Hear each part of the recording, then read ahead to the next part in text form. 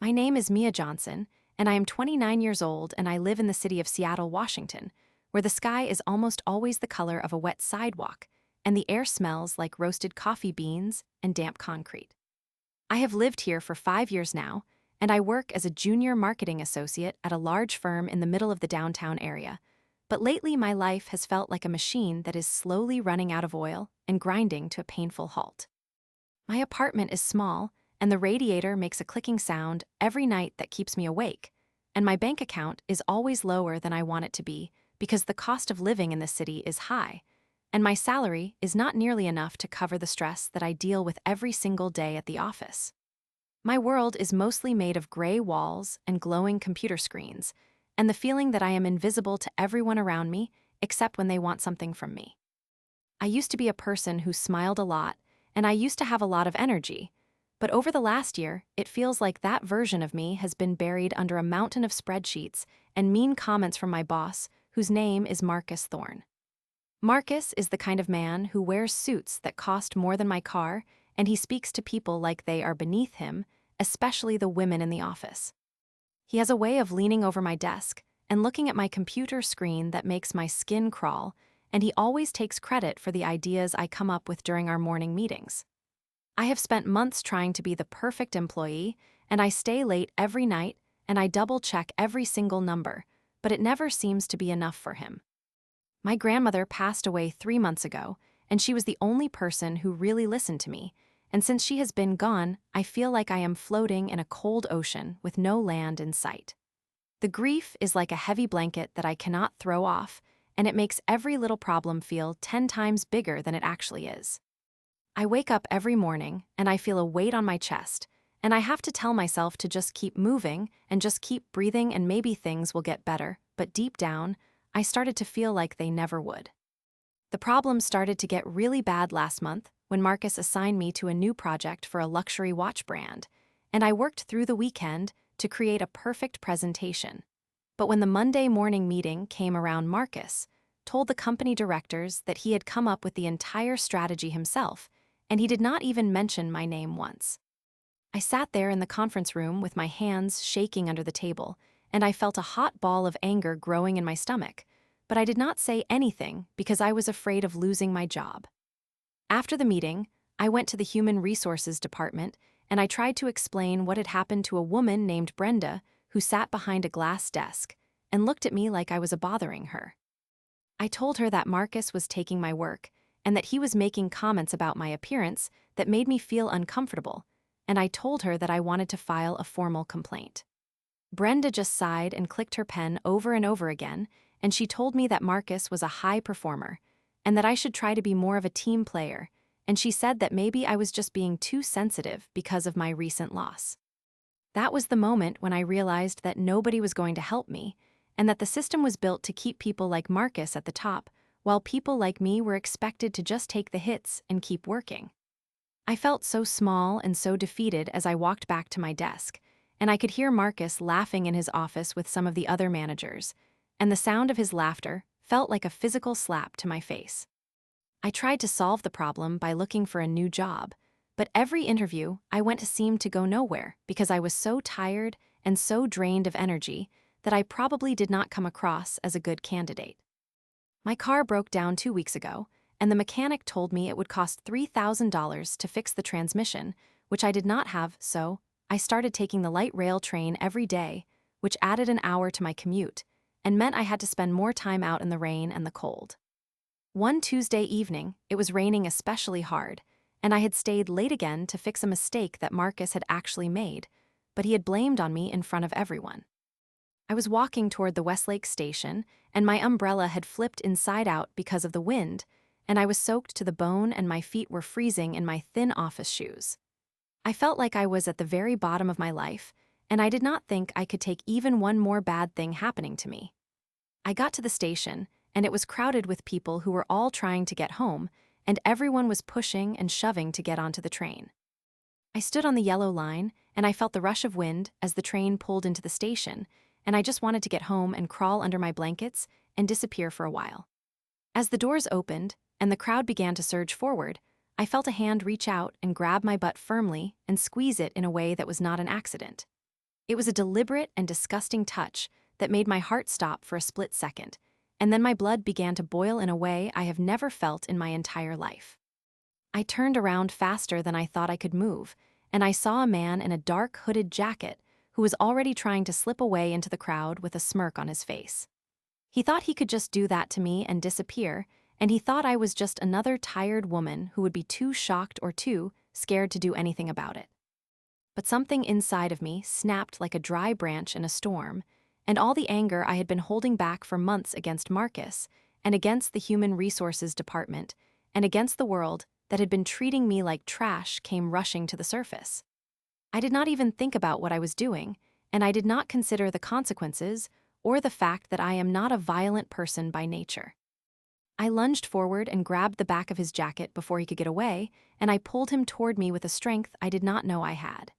He looked surprised, and his eyes went wide as I spun him around, and I shoved him hard against one of the concrete pillars in the station. I did not say a word at first, but I just started swinging my fists, and I hit him in the chest, and then I punched him right in the middle of his face. I felt the skin of his cheek against my knuckles, and I felt a surge of adrenaline that made me feel like I was 10 feet tall and made of fire. He tried to put his hands up to protect himself, but I was too fast and I was too angry, and I started shouting at him, and the words were coming out of my mouth like venom. I called him every bad name I could think of, and I screamed at the top of my lungs about how he had no right to touch me and how he was a disgusting coward.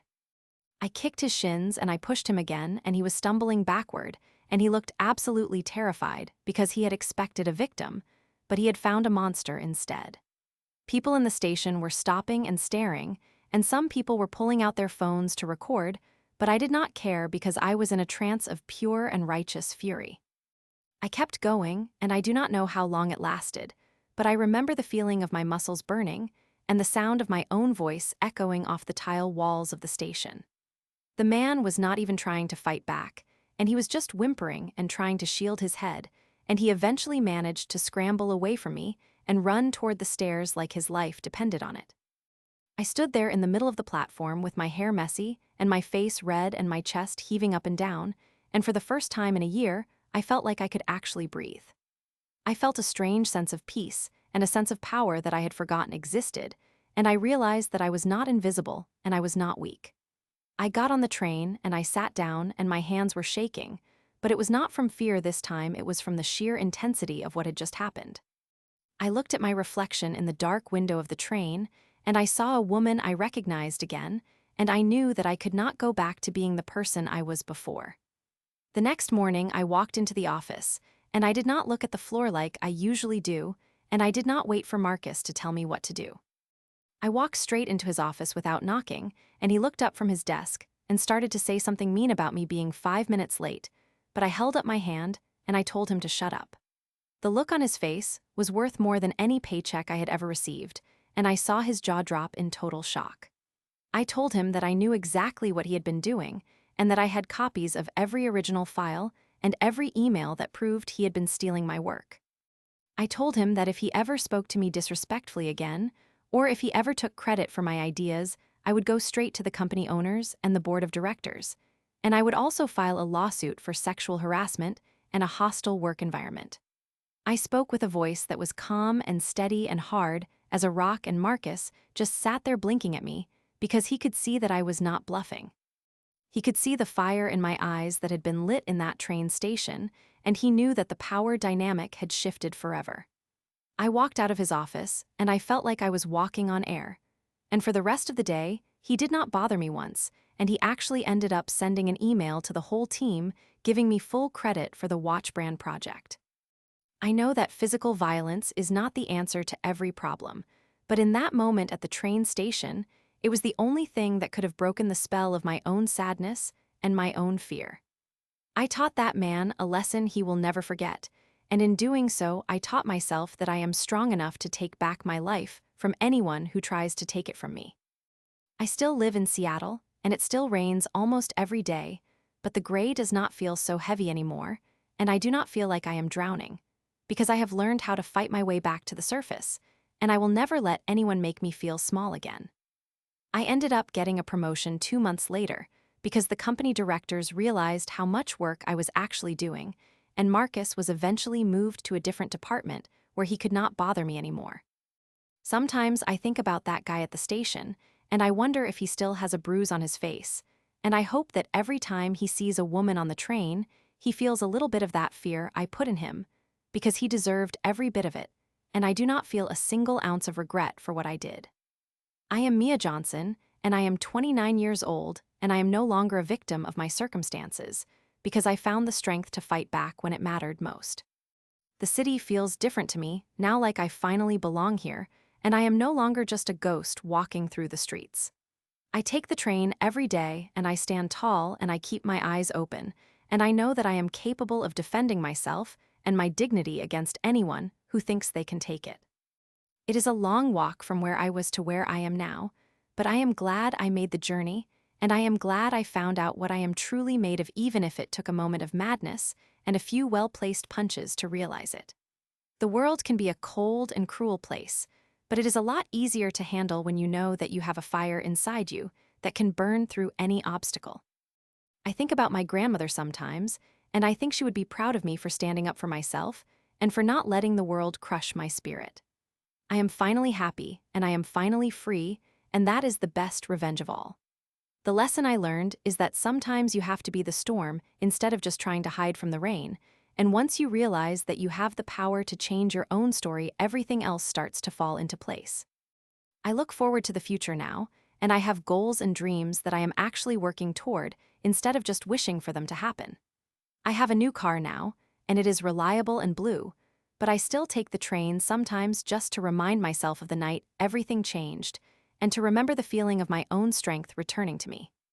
My knuckles have healed, and the anger has turned into a quiet kind of confidence that I carry with me into every meeting and every conversation.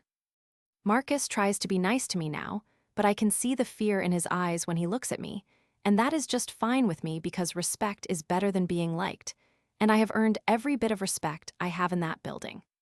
I am not the same girl who walked into that station in the rain, and I will never be that girl again, because I have seen what happens when I stop being afraid and start being the person I was always meant to be. The sounds of the city do not bother me anymore, and the clicking of the radiator in my apartment just reminds me that I am alive and I am present in my own life. I have made friends at my new level of the company, and we go out for drinks on Fridays, and we talk about our futures and our plans, and I feel like I am finally part of a community. The revenge I took was not just on the man who touched me, but on every person and every situation that tried to tell me I was not enough, and I think that is a victory worth celebrating every single day of my life.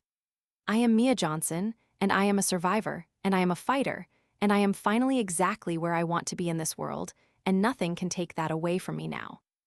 I used to think that being a good person meant being quiet and taking whatever life handed out to me, but now I know that being a good person means standing up for what is right and protecting yourself and others from the people who think they can do whatever they want without consequences. I hope my story inspires other people to find their own strength and to never let anyone make them feel like they are less than they are, because we all have a warrior inside of us just waiting for the right moment to come out. The rain in Seattle will always fall, but I have my own sun shining inside of me, and that is all I really need to get through the day and to face whatever challenges come my way next. I am proud of the woman I have become, and I am proud of the way I handled the worst time in my life, because it made me into the strong and capable person I am today, and I would not change a single thing about how it all went down. My life is mine now, and I am the one in charge of where it goes and how it ends, and that is the most powerful feeling in the world.